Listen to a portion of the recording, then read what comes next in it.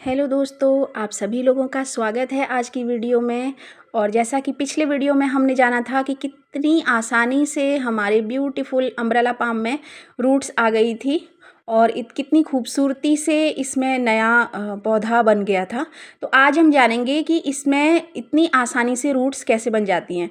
तो ये है हमारा umbrella palm. Umbrella palm palm की ही एक वैरायटी है जो कि बहुत ही खूबसूरत होती है। और जैसा कि मैंने पिछले वीडियो में भी बताया था कि अम्ब्रेला पाम इसे इसलिए कहते हैं कि अगर आप इसे ज़मीन पे लगाएं तो ये इतनी अच्छी हाइट ले लेता है, और जब आप इसके नीचे खड़े होते हैं तो आपको ऐसा लगेगा आप अम्ब्रेला के नीचे खड़े हैं। तो इसलिए इसे अम्ब्रेला पाम नाम दिया गया। मैंने इसे गमले में लगाया है तो इसकी हाइट करीब 4 फीट है, और लेकिन इसकी पत्तियों का शेप बिल्कुल अम्ब्रेला जैसा ही है, और इसकी स्टिक देखिए बिल्कुल अम्ब्रेला की स्टिक जैसी है। तो इसमें रूट्स देखिए कितनी खूबसूरती से इस मौसम में, बरसात के मौसम में, अगस्त सितंबर के मौसम में इतनी खूबसूरती से इसमें रूट्स बनी होती हैं। तो आप देख सकते हैं कि पत्तियां बहुत ही खूबसूरती से बिल्कुल सिमेट्री में हैं, और उसी सिमेट्री में इसमें रूट्स बनी हुई हैं। तो 15 से 20 रूट हर स्टिक पर बनी हुई हैं पत्तियों के बीच में। तो जब आप इसकी किसी भी पत्ती को तोड़ करके सीधे वाटर में डिप करके रख देते हैं तो 4 से 5 दिन में ही, या फिर मैक्स टू मैक्स 1 हफ्ते के अंदर ही इसमें बहुत खूबसूरत रूट्स आ जाती हैं। तो पिछली वीडियो में मैंने आपको बताया भी था कि सिर्फ 6 दिन में ही मैंने इसकी एक स्टिक को तोड़ करके ऐसे सीधे ही मैंने एक कंटेनर में पानी भर के उसमें डिप करके रखा था, और 6 दिन में ही उसमें बहुत खूबसूरत रूट्स आ गई थी। तो वो प्लांट हमने ग्रो कर लिया था। आज की वीडियो में हम जानेंगे कि ये पौधा इतनी तेज़ी से इसमें रूट्स कैसे बन जाती हैं। ये पौधा बहुत ही हार्डी प्लांट है, बहुत खूबसूरत प्लांट है। आप इसे ज़मीन में लगाएं चाहे गमले में लगाएं, ये बहुत अच्छे से ग्रो कर जाता है। सिर्फ 2 स्टिक से ही आप देख सकते हैं पूरा गमला भर चुका है। तो मैंने इसे 2 स्टिक से ही शुरू किया था, और आज ये मेरे पास 3 गमलों में है, और तीसरे गमले की तो मुझे रिपोर्टिंग भी करनी है। तो आप इसे सिंपल रूट से भी, जिन स्टिक्स में रूट हैं, आप उनसे भी एक नया पौधा डेवलप कर सकते हैं। और अगर आप चाहें तो कहीं से इसकी कटिंग सीधे कोई भी स्टिक ले लीजिए और उसे पानी में डिप करके कुछ दिन रखेंगे तो अगस्त के सितंबर के महीने में स्पेशली, तो आप देख सकते हैं इनमें पहले से रूट्स होती हैं। पानी के कांटेक्ट में आने पर वो रूट्स बहुत ही खूबसूरती से डेवलप हो जाती हैं, और आपके पास एक नया पौधा तैयार हो जाता है। तो इस पौधे को उगाने के लिए मैंने तो 12 से 14 इंच के गमलों में मैंने इसे ग्रो किया हुआ है, लेकिन इसे आप 20 इंच के गमले में अगर ग्रो करें तो ये बहुत अच्छी हाइट ले लेता है। और अगर इसे हमने ज़मीन पे लगाया है तब तो ये बहुत ज़्यादा हाइट ले लेता है। आप आसानी से इसके नीचे भी खड़े हो सकते हैं और फील कर सकते हैं कि जैसे आप अम्ब्रेला के नीचे खड़े हैं। तो इसे लगाने के लिए जो मिट्टी होती है वो सिंपल गार्डन सॉइल, थोड़ी सी रेत अगर ना भी हो तो भी चलेगा, और थोड़ी सी गोबर की खाद। बीच बीच में गुड़ाई करते रहें। इसके अलावा इस पौधे को कुछ भी नहीं चाहिए। बहुत बेहतरीन ग्रोथ के लिए आपने एक काम करना है, जब इसकी कुछ पत्तियां पीली हो जाएं या सूखने लगें तो उन्हें आप तुरंत हटा दें, एक। और दूसरा, अगर पत्तों की लंबाई बहुत अच्छी नहीं आ रही है तो आप बिल्कुल इसके कटिंग कर दें, मतलब सारे ही पत्ते किसी तेज़ सीजर से या किसी भी चाकू से आप कट कर सकते हैं, और उसके 2-3 दिन बाद ही इसमें नई लीफ आने लगती हैं, और फिर ये पौधा बहुत अच्छी ग्रोथ ले लेता है। और दूसरा, इसकी ग्रोथ का बहुत आसान तरीका है कि साल में एक बार इसे रिपोर्ट आपको करना होता है, क्योंकि ये बहुत तेज़ी से ग्रो होता है। तो चाहे जो भी कंटेनर आप ले लें वो इसे छोटा ही पड़ जाता है, और ये रूट बाउंड हो जाता है। तो आप इसको, अगर किसी भी ये गमले में है तो उस गमले के ठीक आधे पौधे आपको दूसरे गमले में ट्रांसप्लांट करने होते हैं, क्योंकि एक ही गमले में ये रूट बाउंड कर जाता है, क्योंकि ये काफ़ी तेज़ी से ग्रो करता है। और अगर ये ज़मीन में लगा हुआ है तो भी आपको फिर इसके कुछ पौधे, एक्स्ट्रा पौधे निकालने पड़ते हैं। लेकिन अगर काफ़ी ज़्यादा ज़मीन में इसे लगाया है तो फिर इसे रिपोर्ट करने की कोई ज़रूरत नहीं होती, क्योंकि ये काफ़ी जगह है तो ये काफ़ी फैलने की इसको जगह मिल जाती है। प्लास्टिक का गमला हो, चाहे मिट्टी का गमला हो, सीमेंट का गमला हो, या आजकल फाइबर के जो गमले आते हैं, आप कोई भी गमला ले सकते हैं, उन सभी में ये बहुत अच्छे से ग्रो कर जाता है। ये कंटेनर मेरे पास सिर्फ 10 इंच का था, और मैंने इसमें ये पौधा लगाया था तो ये पूरी तरह से भर चुका है।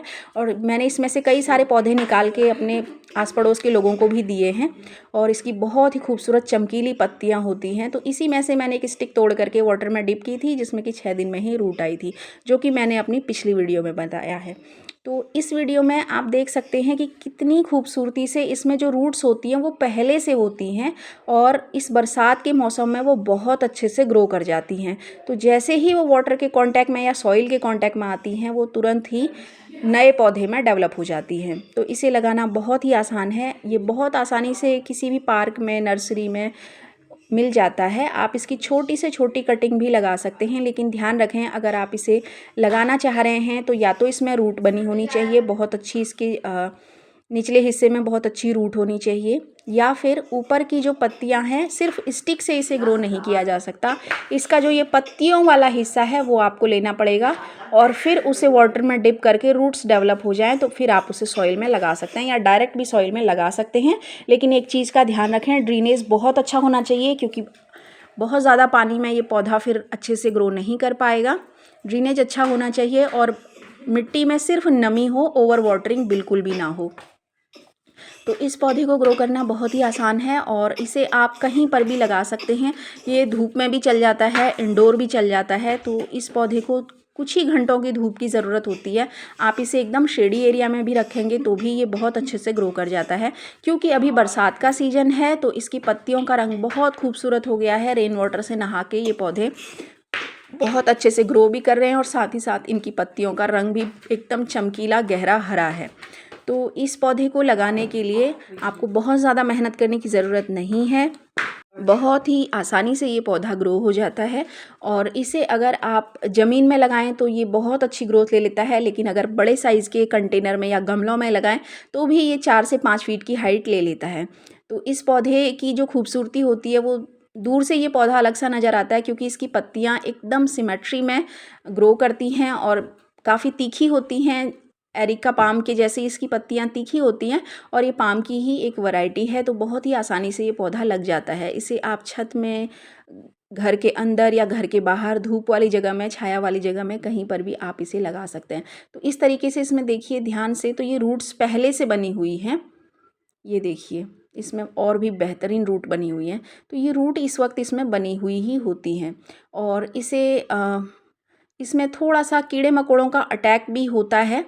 तो और वो इसी बरसात के सीज़न में या बहुत तेज़ गर्मी के सीज़न में होता है। तो उसमें आपने इसे बचाने के लिए आप कोई मार्केट का केमिकल भी इस्तेमाल कर सकते हैं, लेकिन जैसे कि मैं कोई भी केमिकल इस्तेमाल नहीं करती तो इसे बचाने का एक सिंपल सा तरीका होता है इसकी वाटरिंग। इसकी वाटरिंग आप ऐसे करें कि इसकी जड़ों में पानी ना दें, बल्कि बिल्कुल इसके सिर पर पानी दें। तो जब ऊपर से आप इसे तेज़ धार के पानी से इसे धोएंगे तो कीड़े मकोड़े, फंगस तो धुल के ख़त्म हो ही जाते हैं।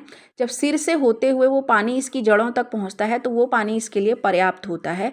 उतने ही पानी में ये पौधा बहुत अच्छे से ग्रो कर जाता है। तो इसे कीड़े मकोड़ों से बचाने के लिए बहुत अच्छा तरीका है कि आप इसे पानी इसकी जड़ों में, रूट्स में ना दें, बल्कि बिल्कुल ऊपर से पानी दें। इससे क्या होगा कि एक तो पत्तियां बहुत साफ और चमकीली हो जाएंगी, दूसरा कीड़े मकोड़े, फंगस का भी इस पर अटैक नहीं होगा, और अगर कोई अटैक हो भी रहा है तो वो भी धुलकर साफ हो जाता है। लेकिन कुछ पत्तियों को अगर फिर भी कीड़ों ने ख़राब कर ही दिया है तो उन पत्तियों को आप हटा लें, उन पत्तियों को तोड़ करके हटा लें। पत्तियों को फेंकना नहीं है, हरी पत्तियाँ या सूखी पत्तियों को आप इकट्ठा कर लें और जब भी किसी नए पौधे को लगाएं तो गमले में मिट्टी डालने से पहले आप उन सूखी या हरी पत्तियों को डाल लें। अगर पत्तियाँ हरी हैं तो मात्रा कम रखें, क्योंकि फिर उन्हें डिकम्पोज होने में समय लगता है। लेकिन पत्तियाँ सूखी हैं तो थोड़ी आप ज़्यादा पत्तियाँ भी ले सकते हैं, क्योंकि जितनी भी तरह की खाद होती हैं, चाहे वो केमिकल की हों, चाहे गोबर की खाद हो या कोई और खाद हो, सबसे अच्छी खाद जो होती है पौधों के लिए वो उन्हीं के पत्तों से बनी हुई खाद होती है और उसी में पौधे बहुत अच्छे से ग्रो कर पाते हैं। तो इसकी सूखी पत्तियों को आप इकट्ठा करके रख सकते हैं और इसकी रिपोर्टिंग के वक्त उन्हीं पत्तों को आप सबसे नीचे डालें, उसके बाद मिट्टी डालें और फिर पौधे को उसमें लगाएं। या किसी भी दूसरे पौधे को लगाते वक्त आप सबसे पहले सूखी पत्तियों को आप इकट्ठा कर लें, उन्हें सबसे नीचे डालें, उसके बाद मिट्टी डालें और उसके बाद नया पौधा किसी भी गमले में लगाएं। तो खाद भी बनी रहती है और सबसे बड़ी बात, कम मिट्टी में भी हम पौधे को ग्रो कर सकते हैं। तो इस तरीके से गमले में अतिरिक्त जगह भी भर जाती है और खाद भी मिल जाती है। और इस तरीके से जब आप पौधे को लगाते हैं तो पौधे में अलग से खाद देने की ज़रूरत भी नहीं पड़ती है। पौधे के लिए पत्तियों से बनी खाद ही पर्याप्त होती है। तो ये थी आज की वीडियो अरेका पाम की रूट्स के बारे में कैसे इसमें इतनी अच्छी रूट्स बन जाती हैं और कैसे इस पौधे को हम बहुत अच्छे से अपने घर में ग्रो कर सकते हैं। तो ये बहुत ही सुंदर पौधा होता है और आप इसे इस मौसम में आसानी से लगा सकते हैं। आशा करते हैं वीडियो आप लोगों को पसंद आई होगी। वीडियो पसंद आई हो तो वीडियो को लाइक करें, शेयर करें और चैनल को सब्सक्राइब करें। Thank you so much.